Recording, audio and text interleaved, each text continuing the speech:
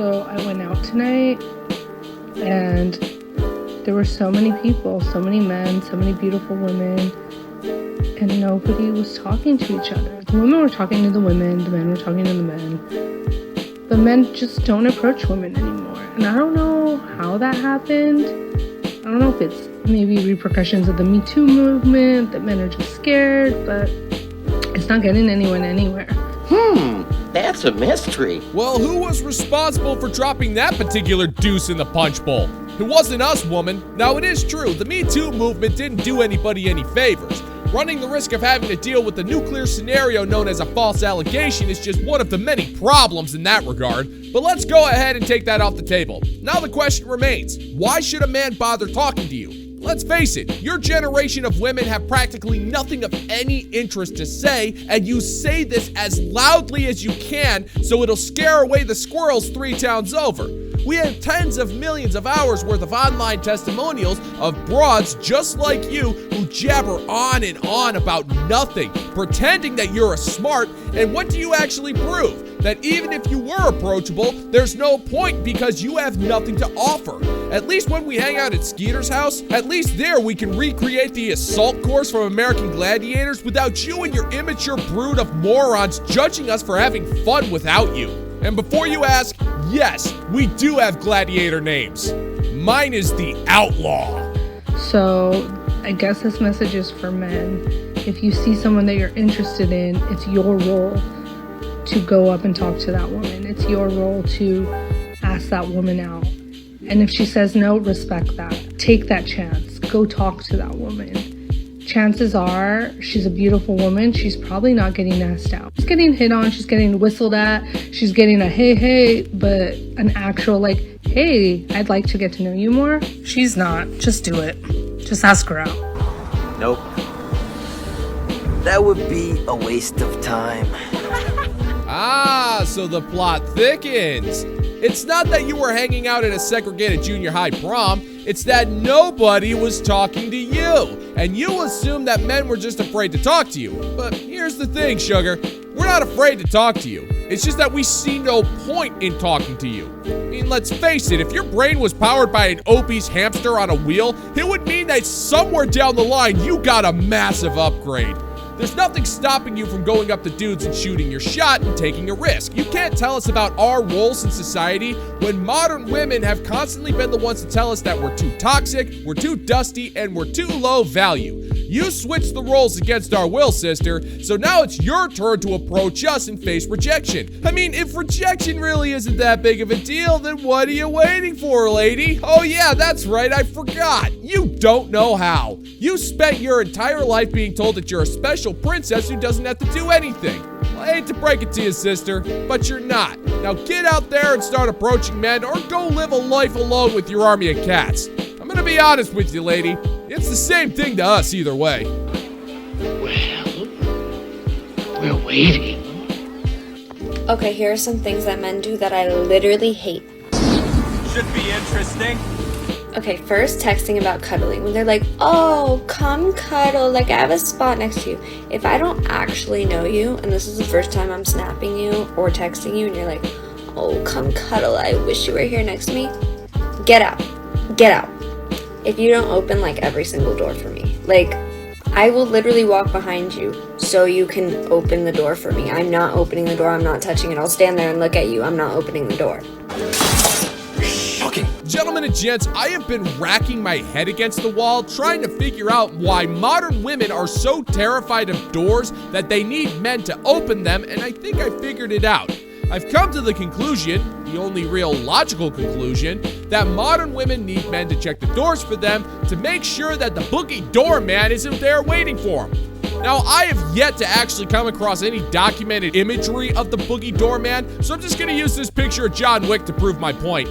Modern women are so terrified of doors because the boogie doorman will be there to steal their souls as well as their makeup collection and whatever stashes of pre-workout powder they have in their cupboards. He'll also remind her that her standards are too high and that her career is completely meaningless. Oh, and purgatory. Purgatory's involved as well, but that one's a given. Mansplaining, self-explanatory. I don't know why you guys think that we're stupid. You're probably stupider than me, so shut up. Making me drive. Ew, I'm a passenger princess forever. No. Breathing too loud. I'm sorry. If you're like next to me, I'm going to scream at you. Okay, I know you can't control having armpit hair, but it grosses me out so much. Like, if you're not wearing a shirt and you like put your arm around me, like, ew. And your armpit hair touching me, disgusting. Like, you're gross. And I know it's not your fault. But just know that it makes me want to die if you ever do that to me or have ever done that to me. Nobody cares, Sean. Nobody cares.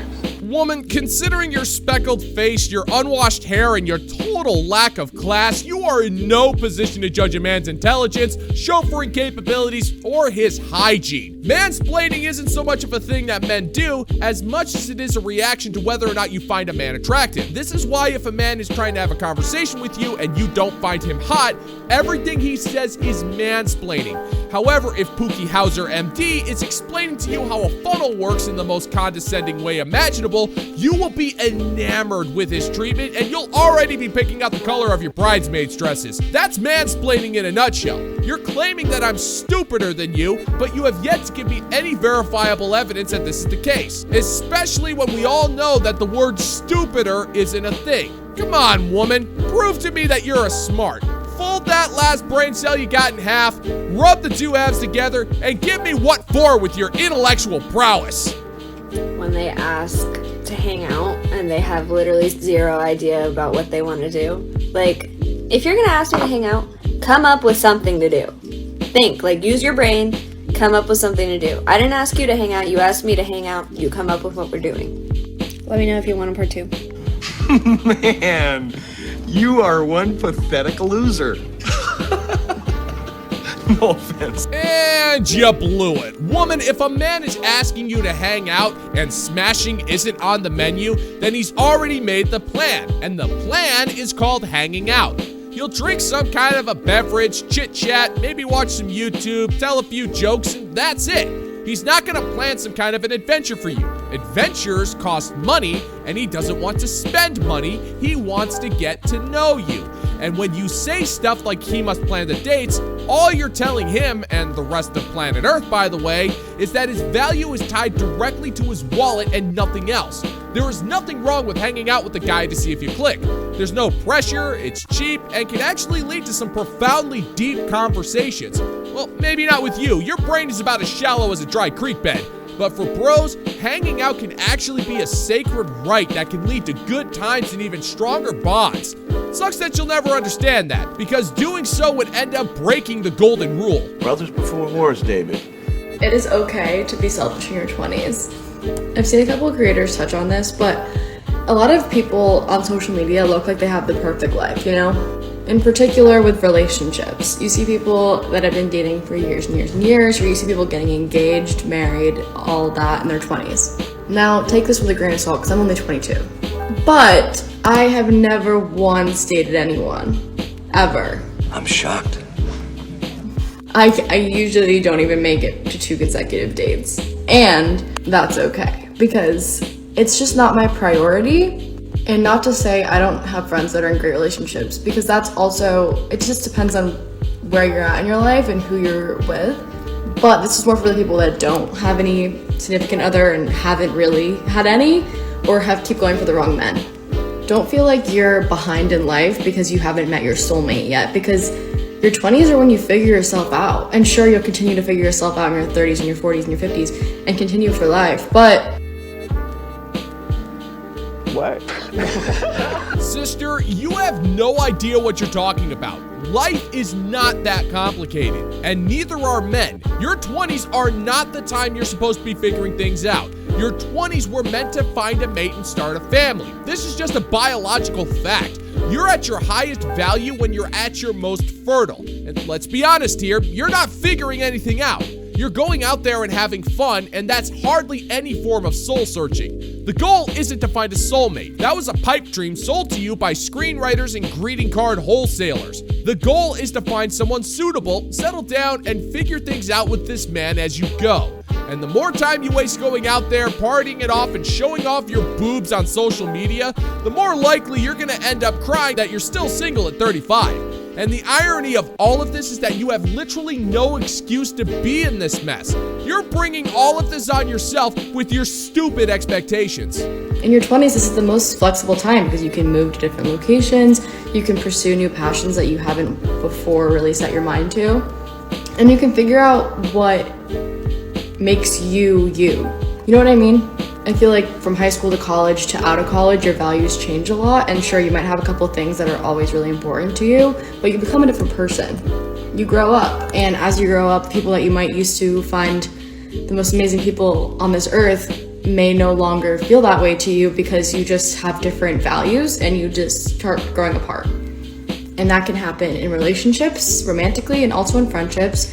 But when you meet someone later on in your life, you'll know yourself more and you'll know what you deserve and what you should be looking for. So basically, I'm just here to say that, like, if you're in your 20s and you're like, oh my god, I have not dated anyone, I haven't been in a serious relationship, that's fine. Maybe that's just me projecting because I haven't, but I think that's totally okay. Like, Nobody cares what you think.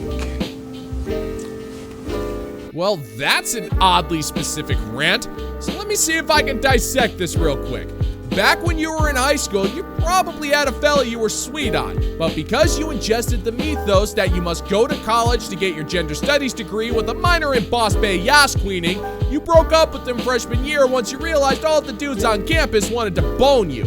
You then ended up becoming insufferable to the point where your friends wanted nothing to do with you, and you spent the next 4 years stumbling around from lecture to lab, dorm room to frat house basement, and figuring nothing out in the process. And you've become so broken by this experience that you've already adopted an overinflated sense of worth and how you deserve the best in life because some college professor filled your brain with militarized talking points that were designed to keep you single. And from the looks of it, you are so weak-willed that it didn't take much for that kind of toxic thinking to take hold. On a scale of 1 to 10, how close am I? 10. you're allowed to be free spirit for a little bit and not want to be tied down because you're finding yourself still and you're figuring out what drives you and what you love.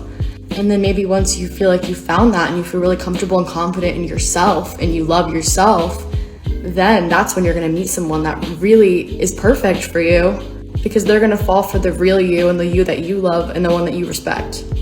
If you're a shell of a person trying to find love, you're just going to seek out someone that validates you, and then you're never going to be truly happy because you're just going to be constantly seeking that validation and reassurance rather than finding that spark and that passion and that love that will end up being what you should have eventually.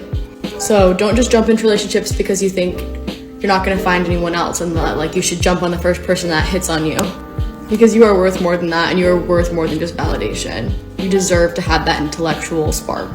So take your time. No one's going anywhere. You're going to find someone. It'll be okay. You're not just wrong, you're stupid. Now wait just a minute. And you're ugly, just like your mum. Alrighty, sister, let me explain something to you. In order for you to actually have an intellectual spark with someone, you technically need to have some semblance of intellectual prowess. You care to prove me wrong? Then explain to me what the hell you mean by finding yourself. That's always sounded like the ultimate excuse that modern women tell themselves to justify their questionable life choices. Instead of coming to terms with aspects of your life, you find yourself going out, drinking, wasting money on expensive trips that lead you nowhere, and eating pints of ice cream while watching Sex and the City while fooling yourself into thinking that's the life you deserve. You're trying to romanticize your childish and irresponsible behavior instead of accepting that you are an adult and should be acting like one. You could easily have a lifelong romantic relationship with a good man, but you don't want that. You want the superficial cop-out. And if you can't have that, you'd rather have nothing at all because the fictional world you created is somehow better than reality itself. So good luck finding yourself, sweetheart. We'll see you in 10 years when you're single, childless, and still complaining about dying alone.